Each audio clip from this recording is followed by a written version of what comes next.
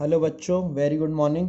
मैंने last class तक आपको बैंक का मतलब और क्या नाम है बैंक के फंक्शंस करवा दिए थे कि बैंक के क्या फंक्शंस है नॉर्मल। आज मैं आपको बताने जा रहा हूँ कि टाइप्स ऑफ बैंक, बैंक कितने प्रकार के होते हैं, उनका क्या हिसाब है, बैंक किस तरीके से डिवाइडेड है। तो बैंक दो तरीके से डिवाइडेड होते हैं। पहले तो बैंक क्या है, एक इंस्टीट्यूशन है जिसका काम क्या है, एक्सेप्ट करना डिपॉजिट और लैंड करना मनी। तो अब बैंक भी दो तरह के होते हैं, एक होते हैं ओनरशिप के बेसिस पे, ठीक है, एक है ओनरशिप के बेसिस पर और एक है फंक्शंस के बेसिस पर। ओनरशिप के बेसिस पे तो तीन तरह के बैंक होते हैं। ओनरशिप का मतलब क्या है, उसका मालिक कौन है। तो ओनरशिप के बेसिस पे तीन तरह के हैं। ओनरशिप के बेसिस पे तीन तरह के हैं, private bank, public bank, public sector bank और कोऑपरेटिव बैंक।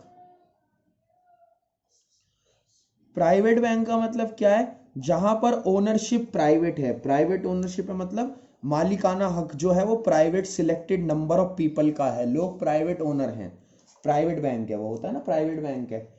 दूसरा पब्लिक बैंक, पब्लिक बैंक क्या होता है, सरकारी बैंक, यानी ओन्ड बाय गवर्नमेंट, गवर्नमेंट का ओन्ड है, यानी मालिक कौन है उसका, गवर्नमेंट है। तीसरा क्या है, कोऑपरेटिव, जिसमें प्राइवेट भी हैं और पब्लिक भी हैं, यानी प्राइवेट और पब्लिक दोनों का उसमें ओनरशिप होती है। तो ये तीन तरह के डिफरेंट डिफरेंट तरह के आपके बैंक हैं। अब आते हैं फंक्शंस के बेसिस पे। फंक्शंस में क्या है, सबसे पहला होता है कमर्शियल बैंक, क्योंकि कमर्शियल बैंक का जर्नली दो ही काम है, मैंने आपको बताया भी था। तो कमर्शियल बैंक होते हैं, ठीक है। उसके बाद दूसरा है industrial development bank. Industrial development bank का मतलब क्या है, जो स्पेशली बना ही इंडस्ट्री के लिए है। फंक्शंस के बेसिस पे देखो क्या है, एक तो कमर्शियल बैंक है नॉर्मल, एक है इंडस्ट्रियल डेवलपमेंट बैंक, मतलब जिसका काम ही ये है कि वो बना ही किसके लिए है बेटा, वो बना ही किस चीज के लिए, इंडस्ट्रीज के डेवलपमेंट के लिए। फिर एक होता है एग्रीकल्चर बैंक, दी एग्रीकल्चर बैंक। एग्रीकल्चर, एक मिनट पेन बंद हो गया। एग्रीकल्चर बैंक का मतलब क्या है बेटा, जिसका मेन फोकस किसके रिगार्डिंग होगा, एग्रीकल्चर के, तो दी वो एग्रीकल्चर बैंक आता है। फिर चौथा है the regional rural banks, regional rural bank. Regional rural bank का मतलब क्या है, जो केवल और केवल गांव के इलाकों के लिए ज्यादा बने हुए हैं, गांव के डेवलपमेंट के लिए ज्यादा तरीके से फ्रेम्ड है, ठीक है। उसके बाद आते हैं other apex institutions. Other apex institutions होते हैं, एपेक्स मतलब महान इंस्टीट्यूशंस।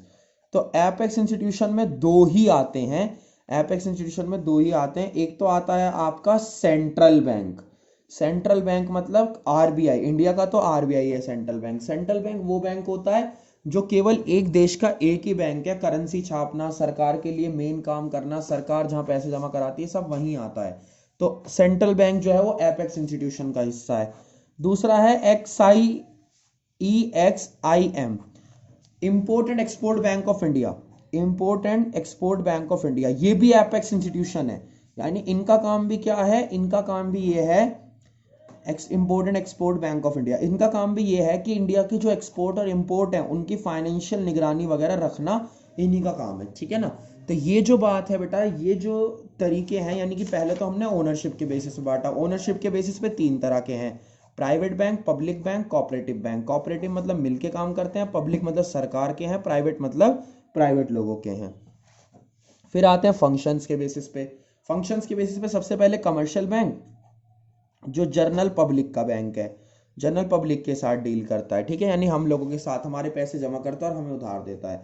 फिर industrial development bank. Industrial development bank का मतलब क्या है, जो केवल बना ही इंडस्ट्री के लिए, जिसका काम ही है कि वो इंडस्ट्रीज का डेवलपमेंट करे। फिर आता है एग्रीकल्चर बैंक, यानी जिसका मेन मोटिव क्या है, एग्रीकल्चर का डेवलपमेंट करना।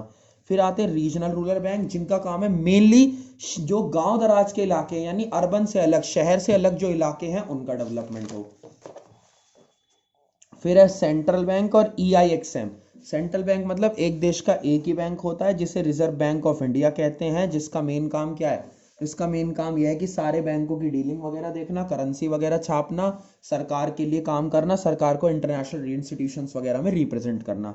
फिर आता है export and import bank of India, जो एक्सपोर्ट और इंपोर्ट के रिगार्डिंग जितने भी फाइनेंसेस हैं, सब कुछ है, प्रेस से रिगार्डिंग जो भी चीज़ें हैं, मतलब कि अगर आप कहीं इंपोर्ट कर रहे हो, एक्सपोर्ट कर रहे हो, तो उसके रिगार्डिंग जो भी चीज़ें हैं वो मेंटेन करता है। ठीक है बेटा, तो आप इसे कंप्लीट करो, नेक्स्ट क्लास में इससे आगे बढ़ेंगे। Thank you so much.